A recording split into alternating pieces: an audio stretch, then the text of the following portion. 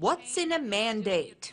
Having failed to reach international consensus on Syria, It's been a complete waste of time. Washington prepares to act around the UN.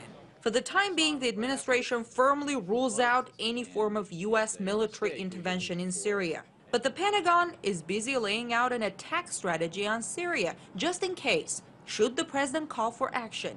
Experts say history shows the absence of international consensus would not be an obstacle to Washington if it decides to go ahead with intervention. The United States sees the UN as a tool of convenience. If the UN is supple and going along with the United States, then the United States is fine to have a UN sanction for its actions. But when the UN and the people of the world or the countries of the world resist, then the United States says the UN is unwilling to do its job and then uses other instruments like NATO or other military arrangements. They did that in the case of Yugoslavia. They did that in the case of the Iraq War. Whenever the UN doesn't go along, the U.S. then says, well, to heck with the UN, we'll use some other instrument for the exercise of American power.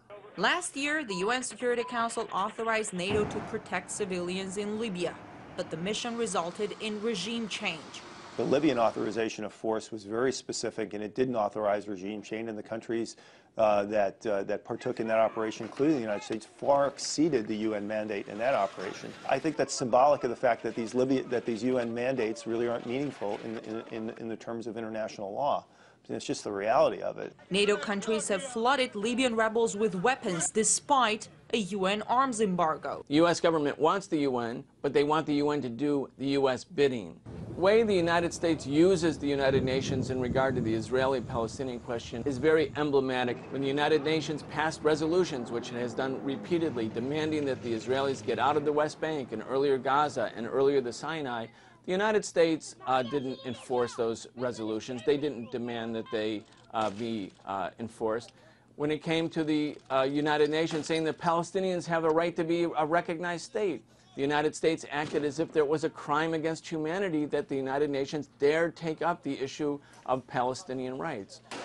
We can see here a manipulation of the United Nations. When it does what the United States wants, fine, but when it stands with the Palestinian people, which it has repeatedly over and over again, then the United States government, Republican or Democrat, found a way to condemn the United Nations.